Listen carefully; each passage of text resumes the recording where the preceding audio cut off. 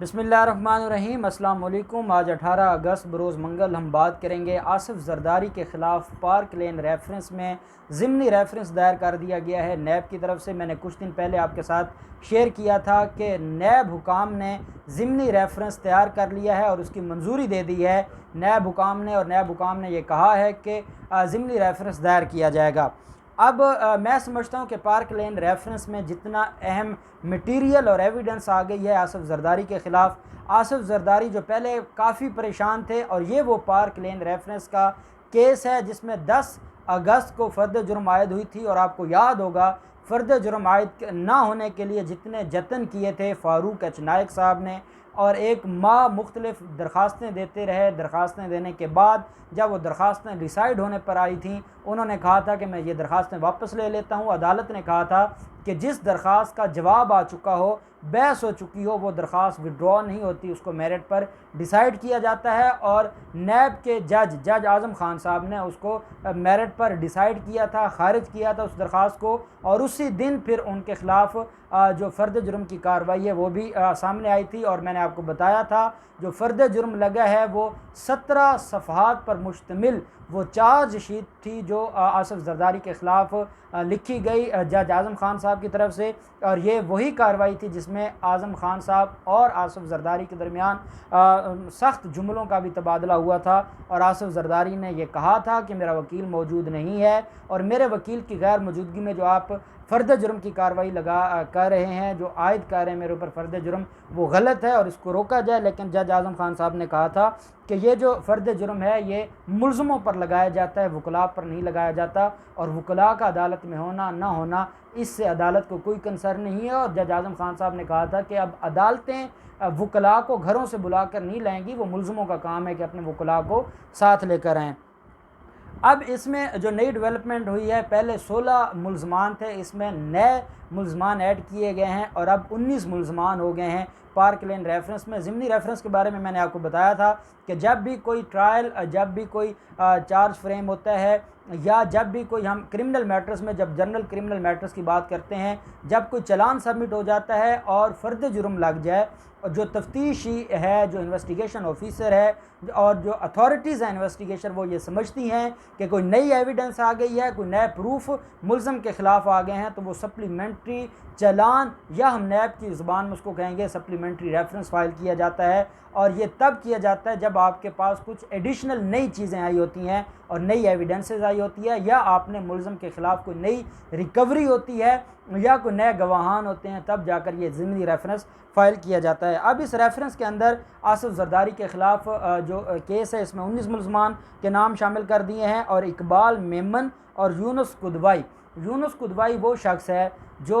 Fake bank accounts case में और जो मनी लॉन्ड्रिंग का केस है उसमें भी मुल्ज़िम है आसिफ जरदारी के साथ। और यूनुस कुदवाई के ख़िलाफ़ जो प्ली बारगेनिंग की उनकी दरख्वास्त थी और उसके ऊपर कार्रवाई चल रही थी, और मैंने आपको बताया था कि फ़ेक बैंक अकाउंट्स केस में यूनुस कुदवाई की जो दरख्वास्त है वो मंजूर कर ली थी और प्ली बारगेनिंग उनकी कामयाब हो गई थी। लेकिन पार्क लेन में उनको इसलिए रखा गया है कि ये एक लेक्यूना रह जाता। इकबाल मेमन और यूनुस कुदवाई ये दोनों शेयर होल्डर्स हैं पार्क लेन के, पार्क लेन कंपनी के, और अगर इन शेयर होल्डर्स को छोड़ दिया जाता तो केस के अंदर लेक्यूना रह जाता। अब साथ ये कहा गया है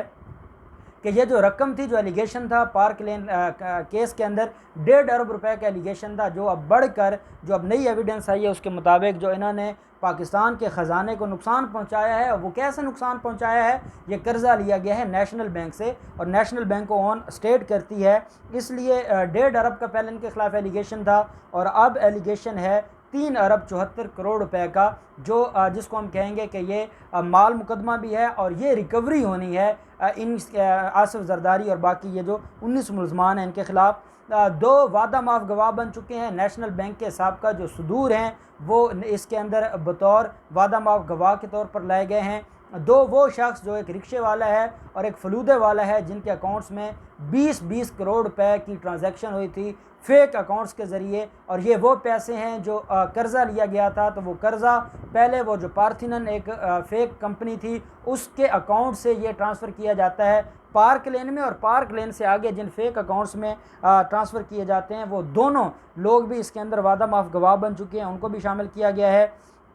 इसके अलावा इसमें जो एक नई चीज़ सामने आई है, बिलावल ज़रदारी के हवाले से दो चीज़ें हैं। बिलावल ज़रदारी के बारे में, अब ये जो आपको इकबाल मेमन या यूनुस कुदवाई इनको बतौर मुल्ज़म रखा गया है, उसकी वजह यह है कि ये शेयर होल्डर थे। अब इसी ज़िमनी रेफरेंस के अंदर ये जिक्र किया जा रहा है, ये वर्डिंग है कि बिलावल ज़रदारी भी 25% के मालिक हैं पार्क लेन के, और 25% के मालिक थे आसिफ ज़रदारी। अब जब आसिफ ज़रदारी 25% का मालिक था और उस कंपनी ने, वो एक फ़र्द नहीं है, वो कंपनी है, और उस कंपनी ने अगर कोई फ्रॉड किया है या 3 अरब 74 करोड़ रुपए का नुकसान पहुंचाया है कौमी ख़जाने को, तो जहां पर आसिफ ज़रदारी गुनहगार हैं, मुजरिम हैं, वहीं पे बिलावल ज़रदारी भी हैं। और बिलावल ज़रदारी और आसिफ ज़रदारी दोनों नैब के सामने इतराफ़ कर चुके हैं अपनी जो उनकी ओनरशिप है 25% की। तो ये भी कहा गया है, मुझे ये लगता है कि बिलावल ज़रदारी को या तो चेयरमैन नैब ने छूट दे दी है और उसका नाम बतौर मुल्ज़म नहीं रखा गया। अगर इस रेफरेंस के अंदर रखना होता तो यही मरला था, जब ज़िमनी रेफरेंस आ जाता है तो ज़िमनी रेफरेंस में उसको रखा जा सकता था। ये भी हो सकता है कि उनकी हद तक, जहाँ बाकी केसेस में, फेक बैंक अकाउंट्स केसेस में बिलावल ज़रदारी के ख़िलाफ़ अभी इन्वेस्टिगेशन पेंडिंग है, तो बिलावल ज़रदारी को इस केस में भी अलग से उनके ख़िलाफ़ कोई रेफरेंस फ़ाइल किया जाए और ये एलिगेशन भी उसके अंदर शामिल किया जाए। ये नैब कर सकती है, नैब के पास ये इख्तियार है। चाहे नैब अभी उनको ढील दे रही है, चाहे उनका कोई आपस में कोई कुछ डिसाइड हो गया है, लेकिन जब रेफरेंस के अंदर, रेफरेंस के अल्फाज हैं कि बिलावल ज़रदारी भी 25% का मालिक है और वो इतराफ़ कर चुका है, उसके बाद उसको बतौर मुल्ज़म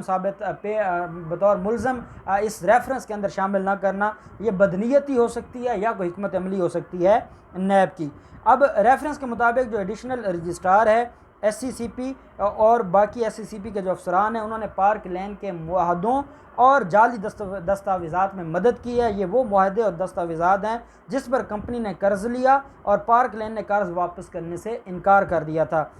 इससे कबल ये जो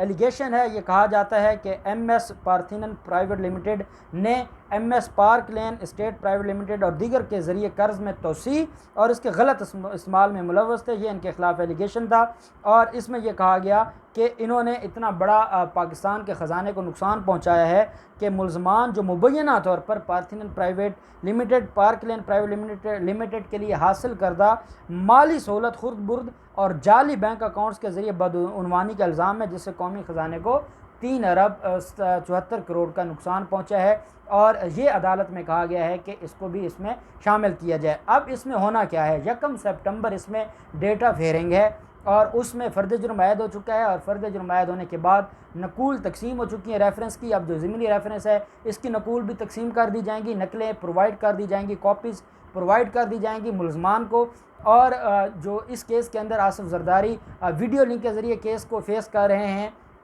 1 सितंबर को अब गवाहों ने आना है और गवाह, ये 62 गवाह हैं जो इस केस के अंदर बतौर प्रोसिक्यूशन विटनेसेस पेश हो रहे हैं। और 1 सितंबर से एविडेंस का सिलसिला शुरू होगा और जब अब एविडेंस आएगी नैब की या प्रोसिक्यूशन की, तो जहां वो पहला रेफरेंस है वहीं पर ज़िमनी रेफरेंस, इन दोनों को मिलाकर वो अपनी स्टेटमेंट रिकॉर्ड करवाएंगे और उसके ऊपर फिर जो जिरा की जाएगी वकला की तरफ से, जो कि वकला होंगे डिफेंस काउंसिल जिसको हम कहते हैं, या जो अक्यूज़ के, चाहे वो एक ही जो वकील है सारे जो मुल्ज़मान हैं उनकी तरफ से जिरा कर ले, या ये हो सकता है कि हर मुल्ज़म का वकील अलग अलग जिरा करे, क्योंकि हर मुल्ज़म का एलिगेशन अलग अलग है इस केस के अंदर। अब वहीं पे आपने देखा तोशा खाना रेफरेंस के अंदर आसिफ ज़रदारी को कल जिस तरह से पेश हुए हैं, तो जो ऑर्डर है, रिटन ऑर्डर है जज असगर अली का, उसके अंदर एक नई चीज़ सामने आई है और वो ये है कि फ़र्द जुर्म के लिए जहां बुलाया गया है 9 सितंबर को मुल्ज़मान को, वहीं पे ये कहा गया है कि आसिफ ज़रदारी भी 9 सितंबर को अदालत में बनफ्स नफसी फ़ीस पेश हों और उनकी वो जो दरख्वास्त थी कि वो वीडियो लिंक के ज़रिए कार्रवाई को फेस करेंगे या वो पेश होंगे, वो अदालत ने मुस्तरद कर दी है। और अदालत ने कहा है कि 9 सितंबर को वो पेश हों और उसके बाद फिर अदालत फ़ैसला करेगी और अदालत देखेगी कि आया उनको वीडियो लिंक के ज़रिए आगे इजाज़त देनी है या मुल्ज़म अदालत के कटहरे में पेश होगा। तो 9 सितंबर को वो मैटर है और 1 सितंबर को ये केस है इनके ख़िलाफ़, आसिफ ज़रदारी के ख़िलाफ़। जो भी डेवलपमेंट होगी हम आपके साथ शेयर करते रहेंगे। अल्लाह पाक पाकिस्तान का हामी नासिर हो। बहुत शुक्रिया। अल्लाह हाफ़िज़। पाकिस्तान ज़िंदाबाद।